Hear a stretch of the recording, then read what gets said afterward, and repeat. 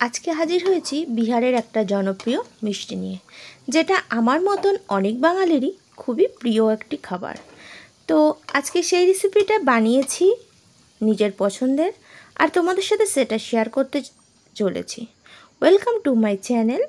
খাওয়া হবে জমজমাট।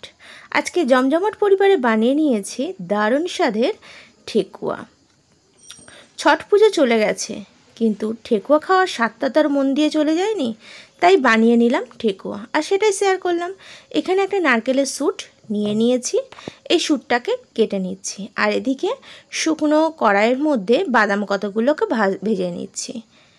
এটা তেল দিয়ে ভাজবো না, শুকনো কড়াইতে বাদামটা ভেজে খোসা ছাড়িয়ে আধ ভাঙা করে নেব। নিয়ে নিলাম আটা 2 কাপ,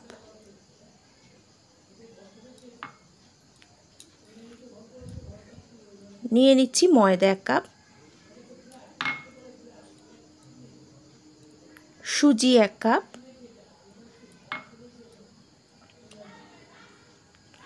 চিনি 1 কাপ, এখানে আরেকটু চিনি অ্যাড করে দিলাম।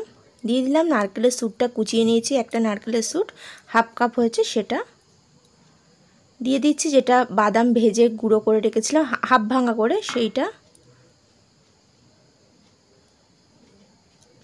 আর দিয়ে দিচ্ছি এখানে ঘিটা একটু বেশি পরিমাণ দিতে হবে। আমি প্রায় এখানে 10 চামচ ঘি নিয়েছি।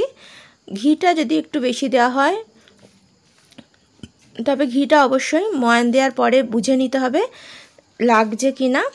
ঘিটা একটু বেশি থাকলে ঠেকুয়াগুলো বেশ খাস্তা হয়, খেতেও বেশ সুস্বাদু হয়।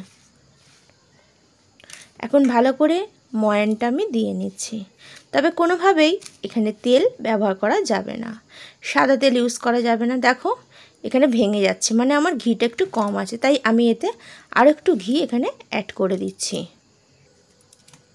আর একটু ঘি দিয়ে দিয়েছি। এবার এটাকে ভালো করে মিশিয়ে নিচ্ছি। দেখো মুঠ করে দেখাচ্ছে, এখন আর ভাঙছে না, মানে আমার এখানে ঘিটা ময়ান দেওয়া পারফেক্ট হয়েছে। আমি এখানে টোটাল প্রায় 1/2 কাপ মতন ঘিও ইউজ করেছি। ভালো করে ময়ানটা দিয়ে নিয়েছি, আর মিশিয়ে নিলাম সমস্ত উপকরণগুলো। এখন অল্প পরিমাণ জল দিয়ে দিচ্ছি, সেই জলটা দিয়ে আমি এটা মেখে নেব। তবে এই ডোটা খুবই শক্ত টাইট বানাতে হবে, যেন কোনোভাবে আটা লুচি বা পরোটা বানানোর মতন ডো যেন না হয়। খুব শক্ত করে এটাকে মেখে নিতে হবে। ফিরত আসছি এই আটাটা মেখে নেওয়ার পর।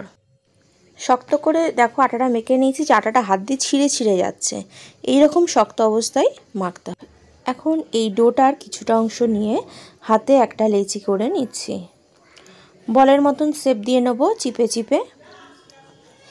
কারণ যেহেতু আটাটা খুব শক্ত করে মাখা আছে, তাই একটু চিপে চিপে প্রেস দিয়ে এটাকে গোল করতে হবে।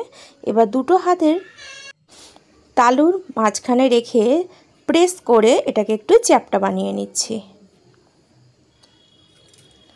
তারপর চামচ দিয়ে এটার মধ্যে একটা ডিজাইন করে দিচ্ছি খুবই ইজিভাবে। যাদের ঠেকুয়া মোল নেই, তারা খুব সহজ পদ্ধতিতে এরমভাবে নানা রকম ডিজাইন বানিয়ে নিতেই পারো। ঠেকুয়া মোল সবার না থাকতে পারে, কিন্তু খাবার তো স্বাদ সকলেরই হয়, তাই আমার মতন তোমরা এরমভাবে বানিয়ে নিতে পারো। এখন আবার একটা লেচি বানিয়ে নিচ্ছি।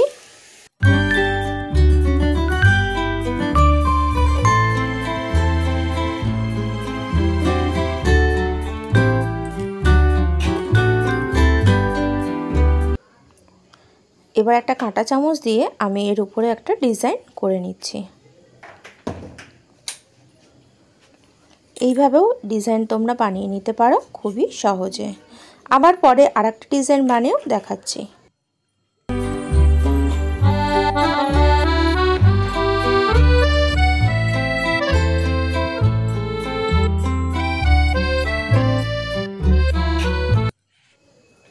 এবার বলটা বানিয়ে এই রকম একটা জাল নিয়ে নিয়েছি ছান্তা, সেটার গায়ের মধ্যে বসিয়ে দিয়েও এটা প্রেস করলাম।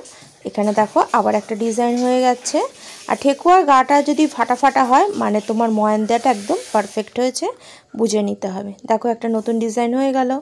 আবার একটা ডিজাইন বানিয়ে তোমাদেরকে দেখাবো। ঠেকুয়া মোল নাই থাকতে পারে, তার জন্য খুব সহজে বিভিন্ন ডিজাইনে তুমি ঘরে বানিয়ে নিতে পারো। এই ছুরি দিয়েও এরমভাবে একটা ডিজাইন তুমি করে নিতে পারো পাতার মতন করে।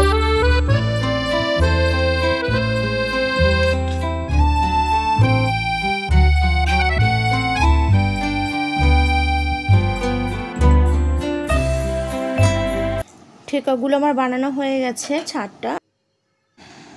এদিকে তেলটাও গরম বসিয়ে দিয়েছি, তেলটা গরম হয়ে গেছে। এখন আমি এগুলোকে কড়ার মধ্যে ছেড়ে দিচ্ছি।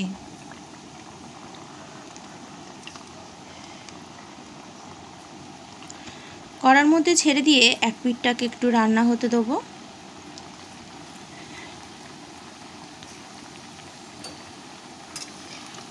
এক পিঠ ভাজা হলে আস্তে আস্তে এগুলোকে আমি উল্টিয়ে দেবো অন্য পিঠটা রান্না হওয়ার জন্য। এই অবস্থায় গ্যাসের ফ্লেমটা লো একদম রেখে দিয়েছি। লো ফ্লেমেই রান্না করে নিচ্ছি আমি, এটা ভেজে নিচ্ছি কারণ যাতে এটা সুন্দরভাবে ভাজা যায়। তবে যারা সাদা সাদা ঠেকুয়া খেতে পছন্দ করো তারা অল্প ভেজেই তুলে নিও, কিন্তু আমি একটু লাল পছন্দ করি বলে একটু কড়া করেই ভেজে নিয়েছি।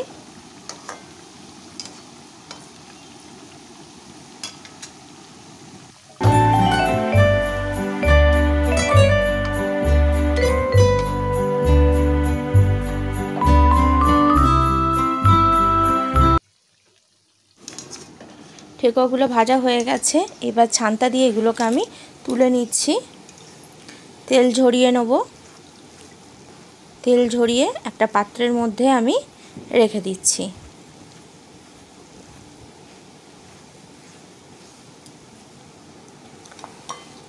এইভাবেই বাকি যে ঠেকুয়াগুলো রয়েছে সেগুলোকেও আমি ভেজে নেব।